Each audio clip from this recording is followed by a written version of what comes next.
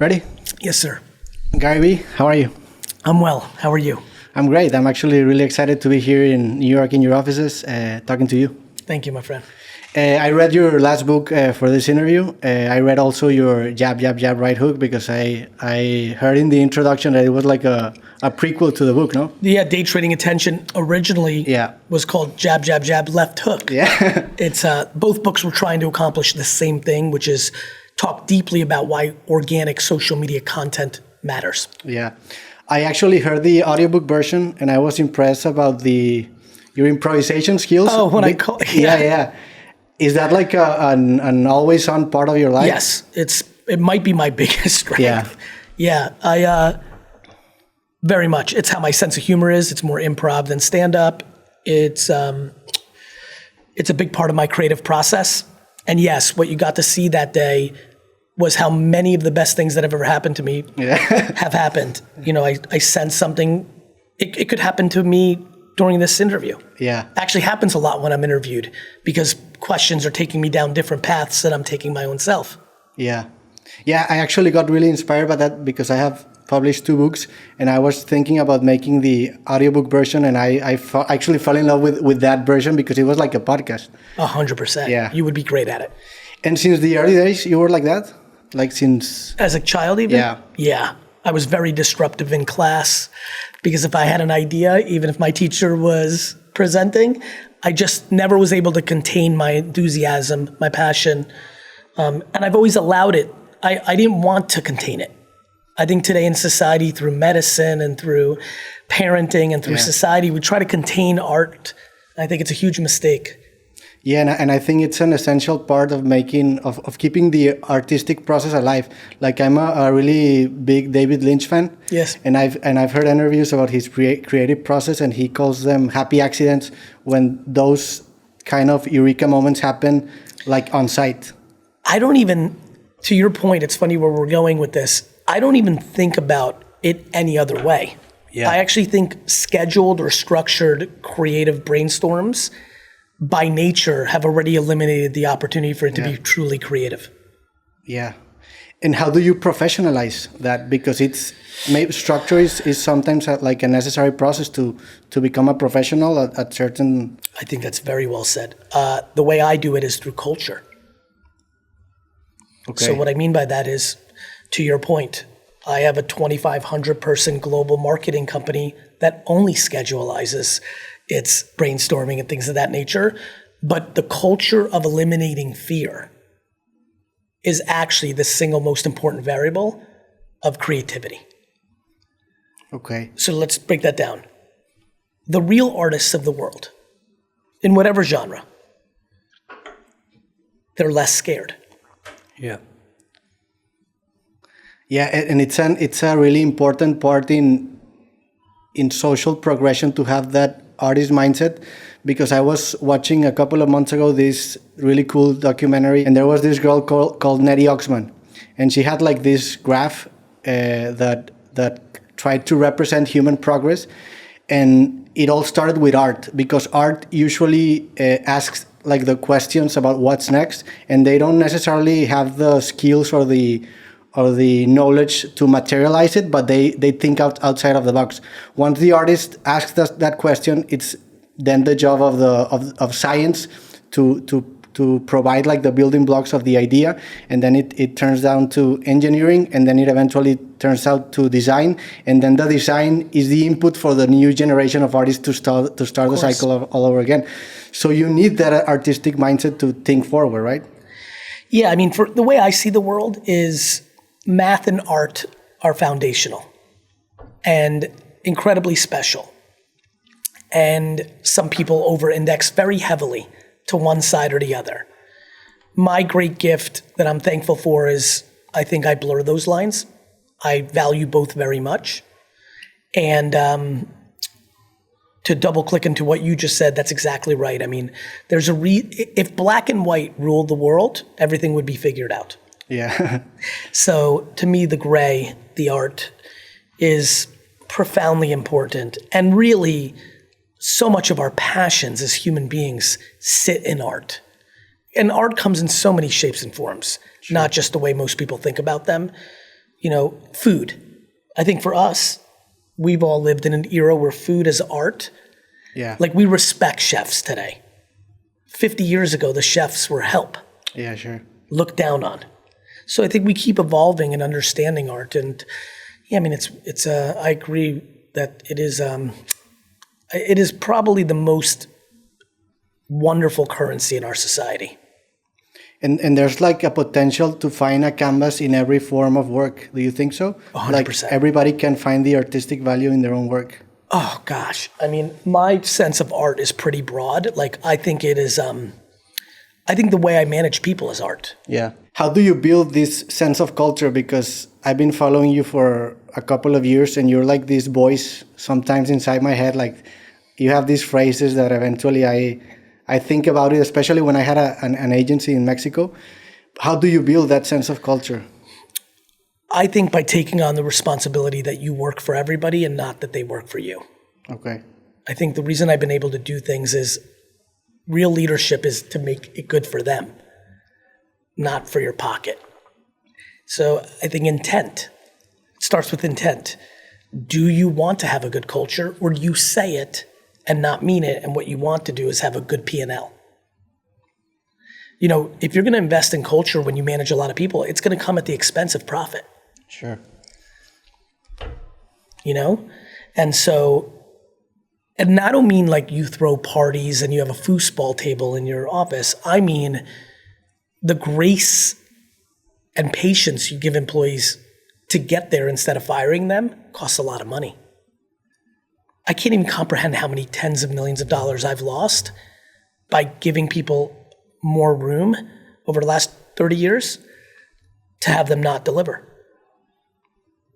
But it has a higher impact on the overall culture when you're a place that tries to be like that. And how do you like verbalize all that you said, like in a business perspective? Like how do you convince everybody that that's the right path to follow? Because you had a lot of success with this mindset, but how can you pursue or persuade everyone else that that's the way to go? By not having passion on persuading or convincing. I'm not in the convincing business, I'm in the conviction business. I don't control the other man and woman on the other side of this podcast. I can only speak from the happiness and the joy and the truth that I live. And I'm aware that it may impact someone in a way, but I think when people get focused on convincing and persuading, that is ego. I have no interest in everybody doing it my way or believing in my way. I have interest in oversharing it with the hope that it brings other people joy at the same level that it's brought me joy. Yeah, it's like a stoic perspective that you're only responsible for what you can say, but not what others can interpret.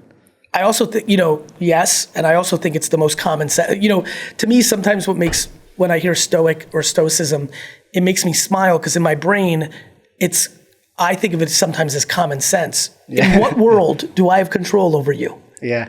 I think people are very insecure, and I worry about that. And I think Gary Vee exists because I hate insecurity. I want to champion people to get more confident, to be more happy. But I am not audacious enough to think that I've got it figured out.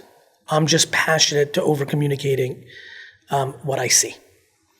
You're also a really intuitive guy, like in the best sense of the word. I read your jab, right hook. Yes. And you made some bold predictions that turn out to be like really, really right. Yeah. I know that you've never described them as predictions. You describe them as observations, yes. Because you're really cutting edge. In the bleeding edge of the. I can do it right now. Virtual influencers, social shopping, like it's all happening right now. But I'm so in it, I just see it earlier a lot of times than the 99%. Yeah, you were actually a really big voice in my conscience because I missed the TikTok wave early in the day. Yes. But right now I'm really into the AI wave because I'm a software engineer. Yes. And I made an AI version of myself. Yes. Which actually hosts one episode per month of this show. Good for you. And I think that's the future. What do you think about that? 100%. I think humans are going to be the intellectual property owners of themselves, of other humans. There's so much coming. So much coming. Yeah, I see that as me licensing my image 100%. to It's all NIL. yeah. It's all name, image, and likeness. And I heard in your book that you also mentioned the mascot aspect of companies. Yes. AI is a form of a mascot for a human being. 100%. I think that's right. Yeah, I mean, I think a lot of people are going to be freaked out by it at first. There's a lot of resistance. A ton. Yeah. But there's resistance to electricity. You know that? Sure.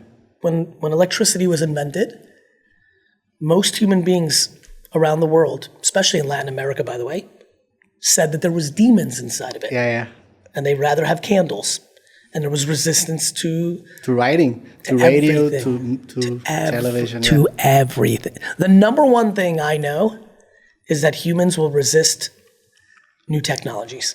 It's what we do. Yeah. And for the small group of us that are the other way, there's great opportunity to create and build, and I enjoy that. How do you think we should treat these virtual versions of ourselves? Talking about AI, should we see him like an extension of ourselves, or as another character that looks like us? Like, what's the? I think the right way is yes, meaning both. Yeah. I think it's gonna be all of the above. I should make a virtual dog and build up that profile. Why not? Yeah. I should have a version of myself, a variation of myself, me in girl form. Yeah. Why not? You can actually pursue different careers. 100%. There's so much that's coming, and it's big stuff. It's crazy. It is definitely big stuff. Like, I don't view this next wave of AI and VR and virtual as some small little thing. It's big. And that will come with societal anxiety and new norms. There are people in Japan in full-fledged relationships with VTubers. Yeah. Literally dating people that are virtual. That's crazy. You know, but that being crazy is no different than many things that have happened through the history of humans. It was crazy to live to 100. It was crazy to date someone from the opposite sex. It was crazy to date someone from the opposite religion. It was crazy to not have children. It was crazy to not get married. It was crazy to get married if you go further back. Everything's crazy until it's not. Yeah, but I think AI, it's a different kind of crazy. Like it's but that's what everybody says. Yeah, it's the same speech that when somebody said, when the version of me said, no, we're all going to take airplanes, and the other person said that's a different level of crazy. Yeah. I would say, well, that's what they said when we did boats.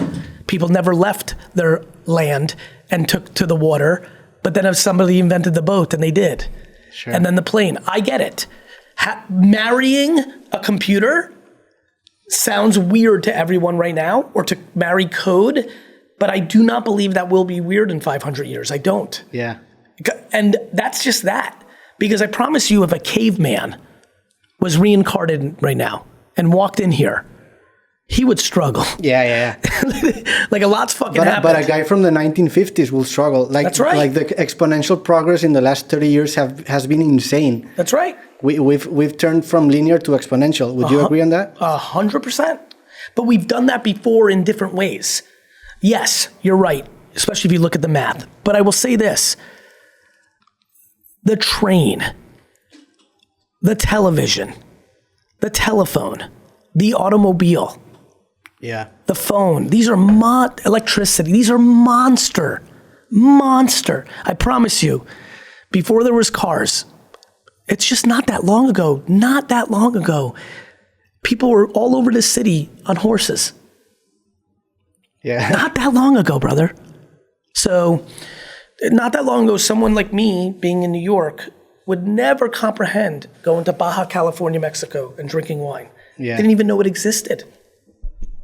So the world is getting smaller. Technology is bringing us closer together, making us go further apart. It's always doing the same shit.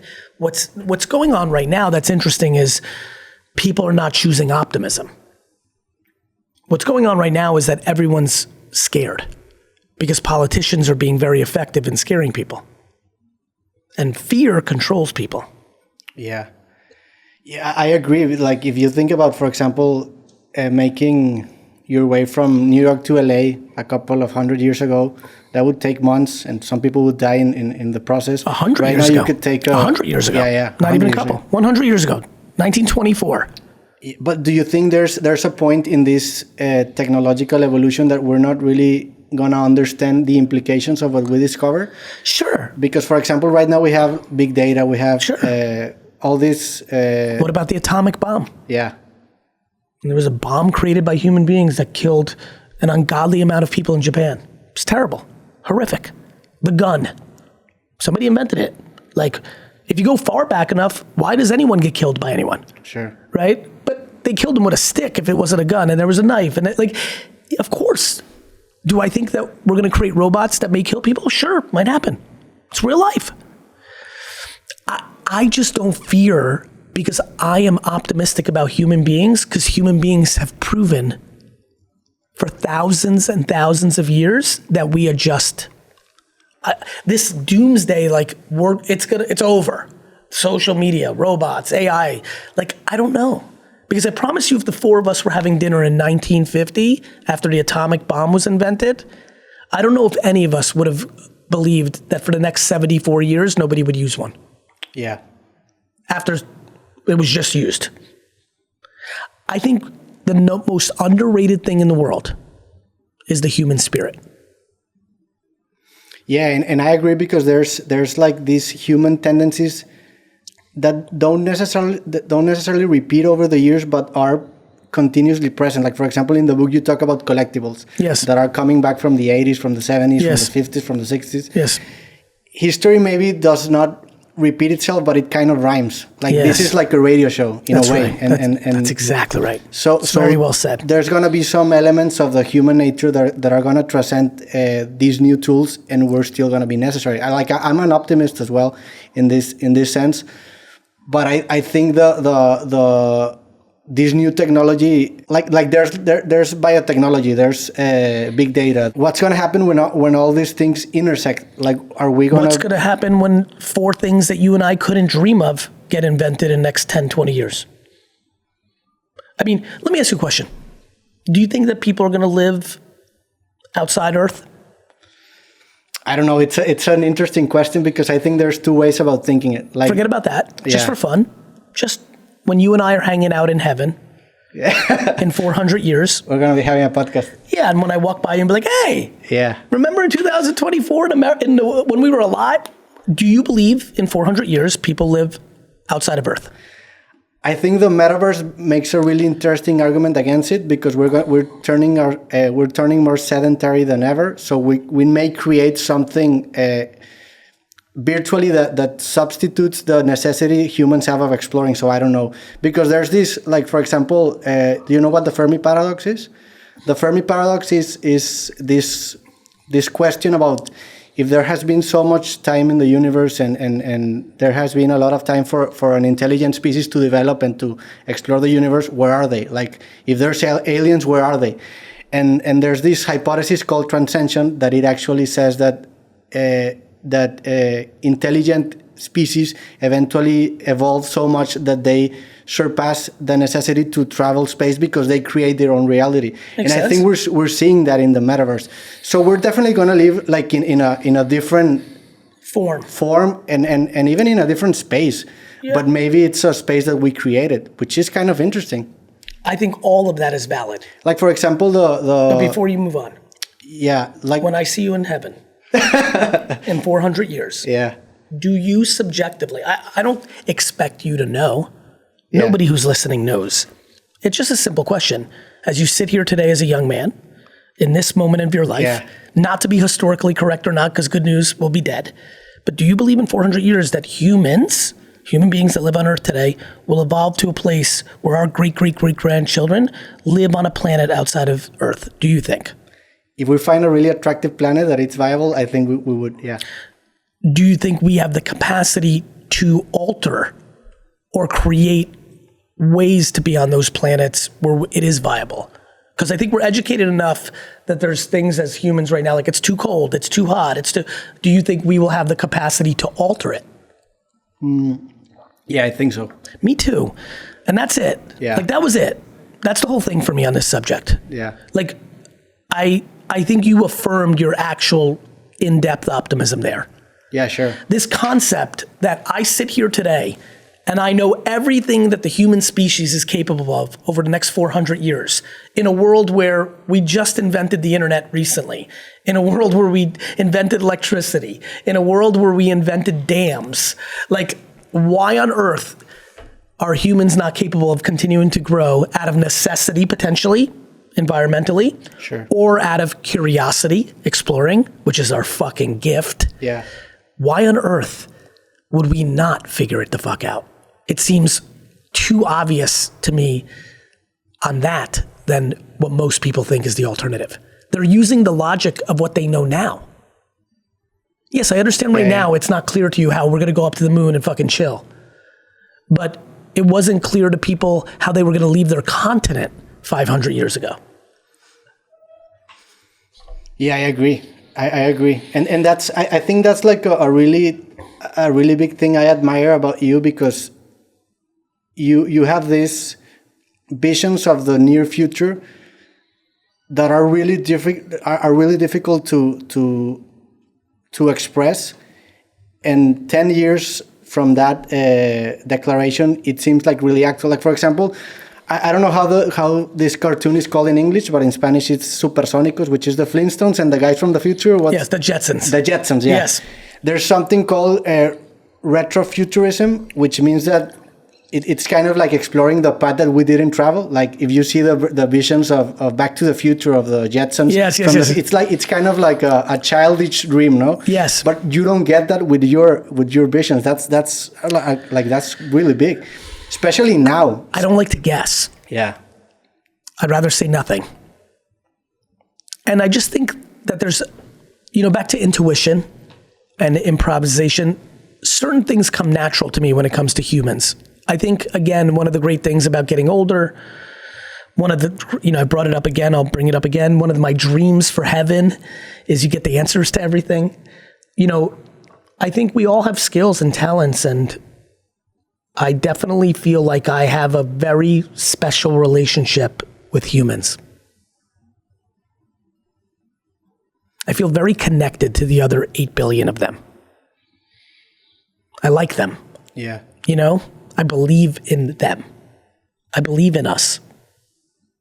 I watch so many people who are literally scared of every other person. And it breaks my heart. Do you know that I often say, Dustin's about to laugh, I always talk about, I don't like dogs. And it's an inside joke to myself, because what it represents for me is that people blindly love dogs. Yeah. But they don't blindly love people. And I wish it was the other way around. Why do you think that happens? Because of the media, because of the politicians, the division, the polarization? Yeah, look, the media and politicians have always been around. I think parenting, DNA, it's just how animals work. We're animals. I think there's a lot there. But I think that, I will say this, and I've been spending time on this with myself, cynicism and anger and fear and darkness is easy. Sure. Optimism and hope and love is hard. So I think a lot of people just choose the easy path. Yeah, sure. It's easier to go and destroy somebody's sandcastle, but it's way harder to build your own, right? I believe in it the most, brother. My favorite, it's fun to say this with this view.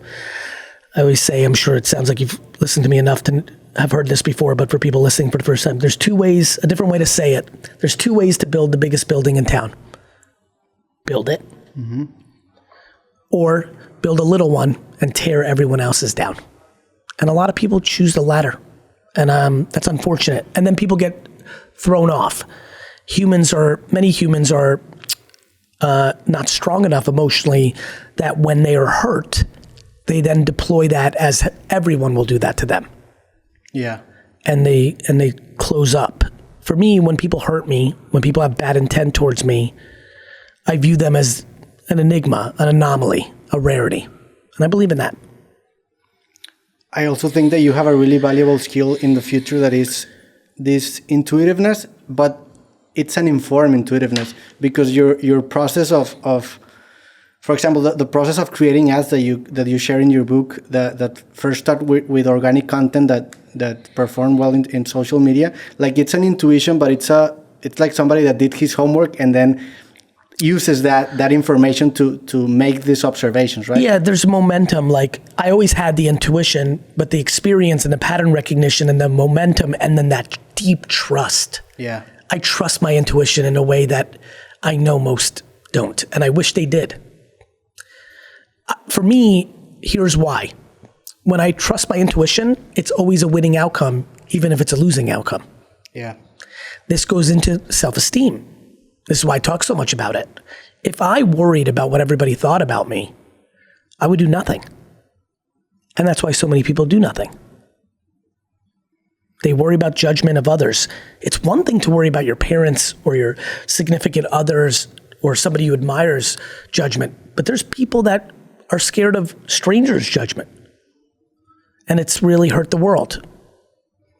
Yeah, this confidence that you have is because you pursue what really interests you, and you have the guts to fail with your own idea, because this term intuition is like a really complicated one, because if you're not all in with your intuition, you in a way outsource success to somebody else. Yes. And you need to be in control of that. So even if you fail, it's a successful outcome because you're in control of your next step. It's so well said, my friend, but there's another part of the meal. There's a very key ingredient to make all this work.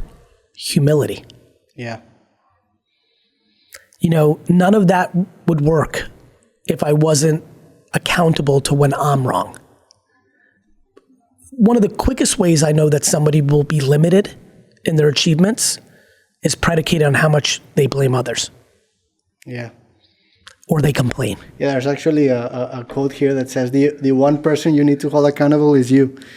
Yeah, that's Accountable Ant, one of my favorite V friends. This room is called Accountable Ant. I believe accountability is the precursor to happiness. I believe it is foundational to happiness. I think when sometimes people hear me say that, they think of themselves right now and they're at home beating themselves up. You're not being accountable. You're being unfair to yourself. Accountable is accepting the truth after the fact. Yeah. You know what I mean? Like, I tried to do this, it didn't work. I could blame Dustin, but I hired Dustin to film it. I could blame Dustin, but I could have looked at the edit. If this video, like, once you're just always knowing that it's you, it gets good. Yeah. You know?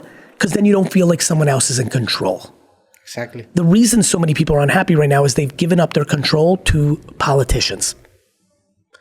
We're in America right now. We are, say Wednesday? We are 6 days away. Most of this country, more than half of it, thinks next Tuesday that they're going to vote for someone. And if their person wins, that person's going to take care of it. That already means they're in trouble. Yeah, I agree 100%. And you need to build like this architecture of your life that you can hold yourself accountable. And I think a big part of it, and you can correct me if I'm wrong, is to build metrics that depend on your work and not on other people.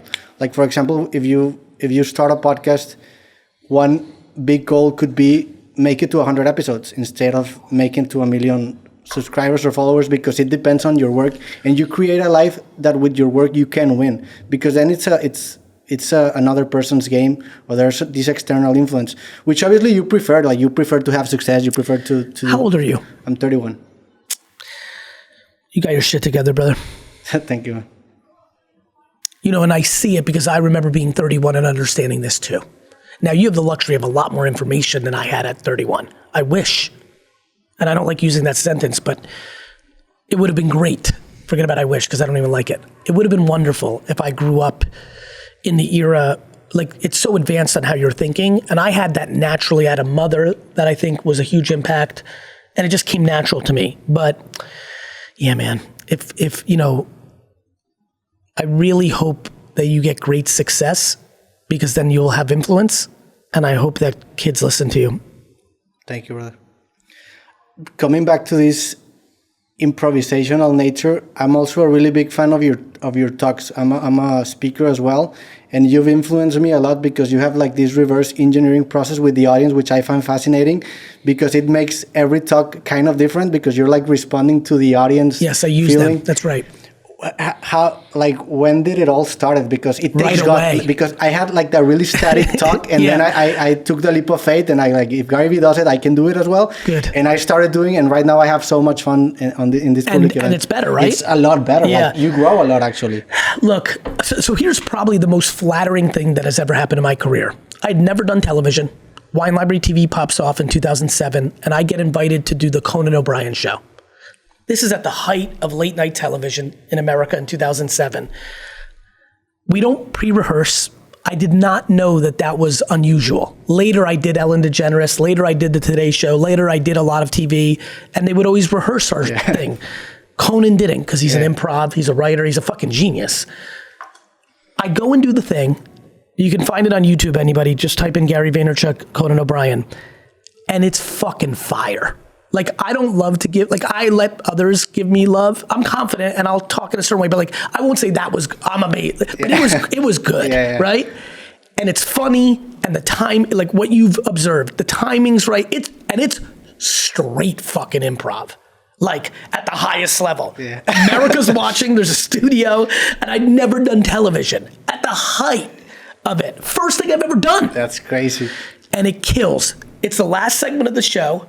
By the way, he's like 6'7". Yeah, I saw him in Central Park a couple of weeks ago. He's so fucking tall. Yeah. Anyway, it ends. He goes, "Good night, America. Thanks, Gary Vee. Good night, America." Show ends. And he turns to me and he goes, "Where do you do comedy?" And I'm like, no, I'm a wine guy. And he said, "Get the fuck out of here." I don't think I understood how smart Conan was and how like respected in comedy, improv, writing. I didn't really know yet at the time. It's one of the greatest compliments I've ever been given. One of the really profoundly talented, comedians of a generation, from a writing, from an improv standpoint, on one interaction with me, thought I was a comedian. And so to answer your question, similar to that night, I think maybe a year earlier was the first time I gave a speech down in Florida. It was immediate. The first keynote I ever gave was in that style. I have never in my life prepped, had slides. Now, as you know, because you listen a lot, it's not that I have a canned speech. I have things that are in my mind in periods of time. And if I'm speaking a lot of it. You have like riffs, no? Yeah, I have riffs because they're there and they're real. Yeah. And some of them are jokes that I'll go to them. But yes, I think one of the reasons I've had a big speaking career is I'm contextual. Yeah. Right? If I go to Mexico right now and go give a talk, I'm going to make references to maybe what they did in the World Cup or what's happening in popular culture in a novella, or like I'm contextual.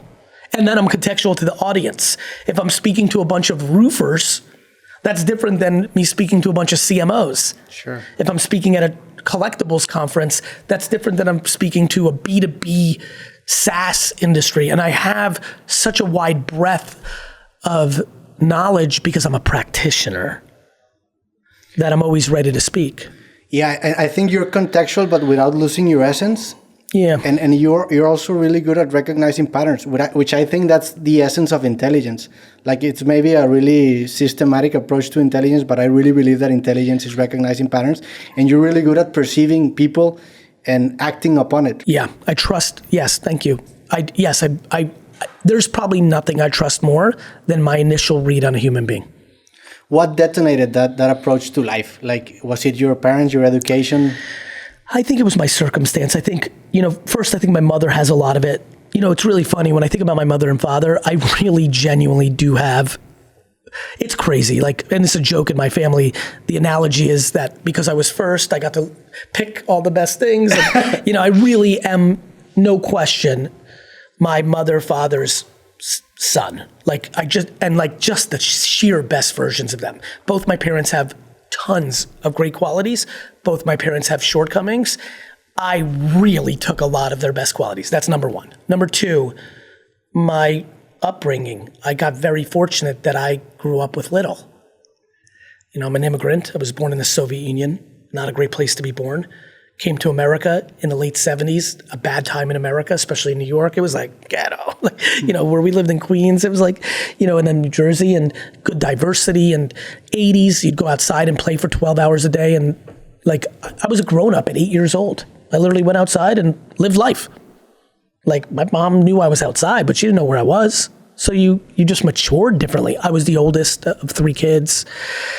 I was parented by my mother, who's amazingly emotionally intelligent. So not only did I have the natural ingredients, but then the fucking cooked it, right? Just a lot of things went well. When did you start with your father's business of wine? When I was 14. When you were 14? Yes. You had like, how different was it, the approach from the one that you share in your book, or you recommend in your book of, like, for example, if you have a roofing business that you do it in secret?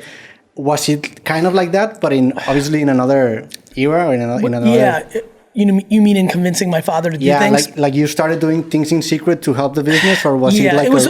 I would say this, to my father's credit, he supported a lot. I earned that in the first 2 years. The first 2 years, I worked my face off. I'm 14, 15, 16. I'm working 12 hours a day. And then I'm selling wine at 16. And you have a young face. I used to. He has a young face. He's the number one. He's Dustin's number one. We're pointing to Dustin, who's fucking 40 and looks like he's 25. But when I was 15, I looked 7. When I was 19, I was 13. So at that point in my life, I looked even younger than I was. So I was 15, looking 11, and people are coming in and buying alcohol. Yeah, that's crazy. And I'm like, oh, you should buy this. You should buy. The great sadness of my life is there's no footage of this. Yeah. It has to be ridiculous. So I gained my dad's trust on being good in the first couple years. And then by the time I'm 16, 17, he just trusts. And he said yes to most things. And the things he said no to, I did them out of his vision and then showed him it worked and did it. We're now in VaynerMedia. Yes. VaynerMedia was a consequence of this wine store, and your YouTube career or your social media career was a consequence of VaynerMedia, or how was the chronology? Yes, I started doing YouTube in 2006. Right when it came out, February 2006, it came out in 2005, mid 2005. So within the first year, it exploded. I was good at it. It worked. It helped the business. And then Twitter came out, and I was fast on Twitter, and then Facebook. And so my career was always about marketing, but this was the era of 2006 where it was about personal marketing. That gave me leverage to have people interested in me, which allowed me to listen to the market and know they needed my skills to do what I was doing for my father's business, but for the biggest companies in the world. And so VaynerMedia came out of me being a marketer for my dad's business, but realizing that it was going to become the most important marketing in the world, and that Starbucks and Nike and BMW were going to need it. Yeah. It's incredible the difference between the marketing right now and in the 70s and 80s, I know you said... Even in the early 2000s. Yeah. Like, it's so much complicated right now. Oh, I wish I could be Don Draper. Yeah. I wish I could come up... I have a lot of ideas. You have ideas. Yeah, sure. Going into a room and selling someone on believing in my idea would have been the best. And then going in the middle of the day and getting a cocktail and becoming... I would have been the best. Or having this sense of stability that that these ideas could maybe work in 6 months. I mean, it was unbelievable. What we're in now, the merit, where the math shows you if you were good at creative or not because of the algorithms, that's a different game. But luckily, I've been training for this game for over a decade, so we're in a good position. Do you think the reward is as well exponentially bigger right now? Yeah, I do. It's also potentially very low cost. Yeah, that's crazy. One clip from this for you could result in doubling your audience. Yeah. That's crazy. Yeah, it's crazy. What advice would you give me? I have this podcast called Creativo. I have found success in Mexico. I'm aware. I'm over 500 episodes in this podcast, but I want to start breaking the American media. I already have my working visa. I'm going to come to the States probably next year. And you don't have to give advice to somebody that knows what to do. You're doing it right now. Just knock on doors and we are in you breaking into the U.S. market. You're my first guest in English, which is an honor. We are in the moment right now. This is the meta of you executing on your vision. You're no dummy. Yeah. You didn't get here by accident. Me saying yes to this interview, you're going to leverage that to completely penetrate the entire market. I appreciate your yes, by the way. I was happy to do it. I go back to intuition. I get a lot of these. Something just smelled right. How do you continue to find interest in this career? Because you've done it for so long. Because I have interest in building the building. Okay. Yeah. Yeah, it's interesting because you describe yourself as a serial entrepreneur. And that tells me that you are in love with the game. You're also a serial social media creator because you're contextual with the way you express yourself in different platforms. Have you fallen in love with the social media game similarly to the entrepreneurship game? Yeah. Or is it part of the big game? I think it started as being part of the big game. But I think I love the craft of it as well. I was always aware that if I built a personal brand, that would be a leverage point for growth. It's called, I love when people are like, oh, so personal brand, it's so yucky. I'm like, reputation? Yeah. People get so caught up in words. I knew having a big and good reputation would be good for business. Go figure. So I think it started off as me knowing that it would be valuable for my entrepreneurial career, but I think I now enjoy the craft of the creativity, the science, the strategy, similar to the way I enjoy being an entrepreneur. I'm also very interesting. I probably love being COO as much as I love being CEO. Okay. So one of my shortcomings, potentially, is that I spend too much time being COO because I love operations too. Yeah. I enjoy all of it. Yeah, I have the same problem. I really love the creative process and the technical process of this podcast, but you only have so much hours and you only have so much willpower. No matter how fucking amazing you are and no matter how many hours. That's right. I also like that by dedicating yourself to build like this personal brand in a way, you also incentivize yourself to build a better you. Like you not only grow professionally, but you also grow personally with each new experience. That makes it like addictive. Like for me, I sometimes live experiences for the podcast which is my way of verbalizing my interest. But for me, it's actually like this virtuous cycle of 100%. I get better to perform better, so I get better to perform better. Huh? I'm a buyer of that. Yeah. How about physical health? You're also in really good health. Does that come into the equation of the business performance? No, I think that's more about life. Okay. I don't think I'm in good health because I want to work forever, though I want to work forever. It's more that I don't want to die. I love life so much. Work is a big part of that, but I also love my leisure. I love my family. Yeah. I love I think the health is not the driver of business. Though one of my favorite clips of me on the internet is a kid asking me, Gary, how do you factor health into your business? And my answer was, I was walking in the Super Bowl and I said to him, well, if you're dead, you're out of business. And I've always laughed about that and it came very natural. It was a fun improv moment, but I think I do health because I'd like to see my grandchildren. I want to live. Why wouldn't, if you like life, why wouldn't you want to live as long as possible? Yeah. And, I think some of us have such passion for what we do. I feel like if I was out of shape and not as healthy, I would still have the adrenaline and the passion to work as much. Yeah. I just don't think I would live as long. And I prefer to live longer. Yeah, sure, I agree. How do you talk to yourself, like in private? Like, for example, I'm often. Yeah, but constantly. What's like the tone? Like, it's a love affair. Yeah. It's a love affair in the way that I think I talk to the world. I think the way you see me show up is what's going on with me too, which is I'm like, if I'm a cheerleader for Dustin, well, of course I'm a cheerleader to myself. But I'm also telling myself, I enjoy a good. This actually happened very recently, maybe this week or was it last week? I was in the bathroom in our office. I was thinking about something. I got to the mirror, washed my hands, and I look at myself, and I razzed myself. Literally physically looked at myself. I'm like, don't be a fucking idiot. Yeah. It's fun. I have a very nice relationship with myself, and it is actually it's one of my deepest sadness that I know so many don't.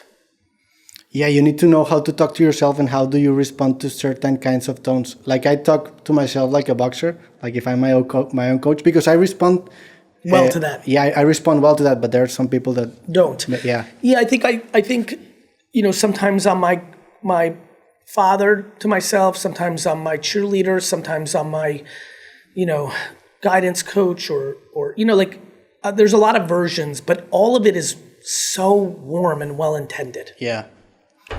How do you deal with success? Because it's one thing that I've noticed in this talk is that you don't stay a lot in your successes because you're moving forward. Like, how do you deal with success? Do you move on quickly? Yeah, too fast. Actually, I'm trying to be a little bit better. My brother razzes me quite a bit of like, can you fucking take a second to smell the rose? But for me, the rose doesn't smell good.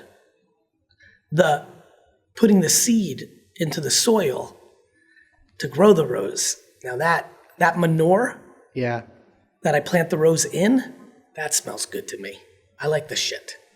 Yeah, the really good part of enjoying your day-to-day is that the process is the reward. 100%. I'd like to be a little bit better, more for the memories. Yay, we sold a company. Or I've had some remarkable things happen that it's almost humorous now that I'm sitting here and thinking about it. Like, I've had some pretty big stuff happen where I'm not sure I'm spending even a fucking minute on it. You've seen it, Dust? But I don't think that's a bad thing. I don't think that makes me a sicko or fucked up. Like, I'm a little detached from my success. That's like over here. It's almost like a shelf of trophies. Like, I don't know, like it's got dust on it. Like, I don't think I shine my trophies, Yeah, I totally identify with that. Like, I'm a really big poker fan, and I approach poker like really mathematically, and you cannot feel so bad for losing a big hand if you did the right decision, and vice versa. Like, you cannot feel so good. Well, that goes right. So good if you played it loose. Yeah. I like that. I'm very similar. It's why I tell everybody to die on their own sword. Okay. Yeah. I love that saying. Don't let somebody else dictate. Like, don't make a decision based on someone like you on with your own you. terms. Yeah. That's why I like when I lose a hand in poker, and I'm not actually a very good poker player. I'm enough to be dangerous. Just like dwelling is just not something I think is a great trait. Yeah. Dwelling is very poisonous. Yeah, I agree. It gets you to the wrong state of mind to analyze your next decision. Like, if you're playing golf and you had a really bad hole, you need to move on. Like, that's. And in sports, I'm like that. I'm actually not, in sports. I can get very caught up. I saw you had a black eye a couple of months ago. I took an elbow in basketball. In sports, I get very on tilt. I can lose my way. I let my in business and life, emotion is really under control. In sports, it's out of control.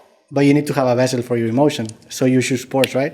I think the New York Jets is my great vessel. All that disappointment, all that negativity, they actually play. You can. I don't know if you know this. You see where the lights are very far away? Oh, yeah.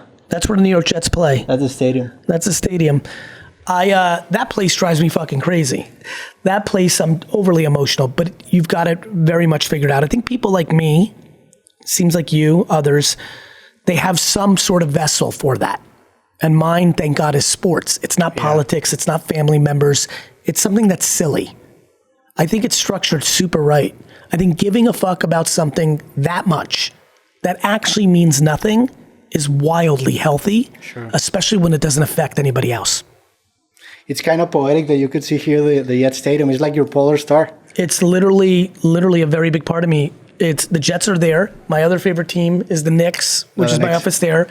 And then if we go over there, the Statue of Liberty is there, and that represents a lot to me. I'm very pro America. I'm not naive that America has shortcomings, but so does everybody. Yeah, who doesn't? Like what? Mexico, Russia, China, Sweden, France. Like, you can't be a country and not have many shortcomings, let alone a couple. But I love this office because I get to see a lot of the things that matter to me. Yeah, and if you have love for yourself, you need to have love for the environment that created you. Like, that's an essential part of. Well, that goes into I think another thing that I'm spending a lot of time in late nights, in showers and airplanes and moments of silence, I wish people had better relationships with their parents. Yeah. I wish people gave their parents more grace. I said something at VCon once that said, the line was, I just want you to all know, if you're upset with your parents, like, fuck your grandparents. And the point was, there's so many people that are mad at their mom. They know their grandma. Yeah. They know what their grandma did to their mom. But they like their grandma because their grandma didn't do that to them. Sure. But they're mad at their mom. But the grandma created the mom. Like, I don't think we do not leave enough grace for our parents' mistakes. I think in general, humans do not have the right relationship with their judgment of their parents. I totally agree. And you come eventually to an age that you are the age of when your parents had you. Like, I'm the age of when my parents had me as a baby. And you start to humanize your parents, and that's 100%. A big part of life, understanding and humanizing them. And it makes sense, right? Because when you idolize your parents, as so many of us do when you're 2, 4, 6, 7, you go through this transition when you're like, wait a minute, my parent is a human? Yeah. Wait a minute, my parent really made these mistakes? Wait a minute, my parent made this terrible mistake? And you take them off this pedestal that you put them on and fucks it all up. But to your point, then you come back around. Yeah, I just have incredible grace for my parents. And I think that's a big part of my happiness. Are you nostalgic about your past? Because I'm having the same reflection about my parents in the recent years, and I appreciate them right now.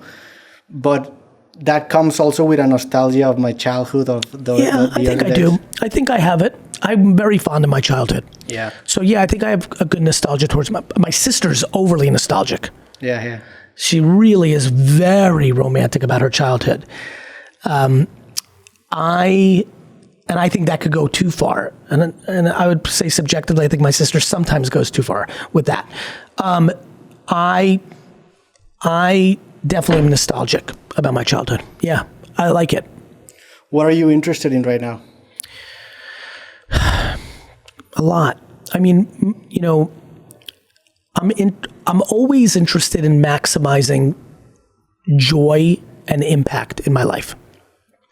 So, as you also know, I don't talk a lot about my personal life. A lot of my interest right now is where my children are in their life cycle. It's a big, big, big part of my oxygen right now. I'm very, on something that I'm willing to talk more about, I'm incredibly interested. I could feel myself smiling. Let me not use interested. I am getting more confident that I'm going to turn VFriends into a Pokemon-like, Marvel-like brand. That has me very happy. It's going to take me another 20 years, but I smell it. So that's exciting. Has me interested. Live social shopping has me infatuated. The QVC-ification of social media. Food. Food, yeah, I love food. In a couple different ways. My fiance is an incredibly educated expert in clean living. So not just food, but chemicals. Like my deodorant that I use right now has no chemicals in it. The first 2 weeks I used it, I was scared to be around people because it didn't fucking work. And just watching my body adjust to it has been fascinating to me. So your body adjusts to the deodorant? Mm-hmm. Oh, I didn't know that. And deodorant's pretty interesting because it's really going in you. Yeah. So, Mona has definitely been a huge impact on my curiosity and interest on cleaner eating, cleaner living. I think people are going to, I'm excited for gut health, intuition, the gut. Yeah. As an overall thing, the gut, both in gut health. A lot of people around the world take medicine that they don't have to if they understood the gut, because the gut is so important. And then what we talked about earlier, back to creative. Yeah, sure. Like I'm infatuated and genuinely interested in gut, intuition and gut health. Yeah, that's really interesting because some things that we verbalize in a way, like in the 80s, in the 70s, with technology, it has changed drastically. Like, for example, we're about to be done? Yeah, I can't believe how fast it went. Yeah. Holy shit. Yeah. Well, Gary, for me, it has been... No, go ahead. I want to make... Did you touch on everything you wanted? Yeah, sure. I actually touched in even more topics. It was an improvisational talk, and I really appreciate your time. The biggest compliment I can give you is the fact that this was an hour, and it really... Like, I literally looked at it, and I thought we had a whole nother half an hour, only speaks to how enjoyable this was for me. So thank you. No, it was really enjoyable for me as well. It's been a pleasure meeting you. And do you want to talk about like anything else? Should we send people to buy your book, Day Trading Attention? Great book. Honestly, Live life, hug your parents. Yeah, it's all good stuff. I think we covered. I think this podcast is going to help a lot of people, and so thank you for creating that venue. Thank you for your hospitality and for your kindness, and we'll see you on the next one. Thank you, Gary. It was a good talk. It was. You did a Thank you great so job. much.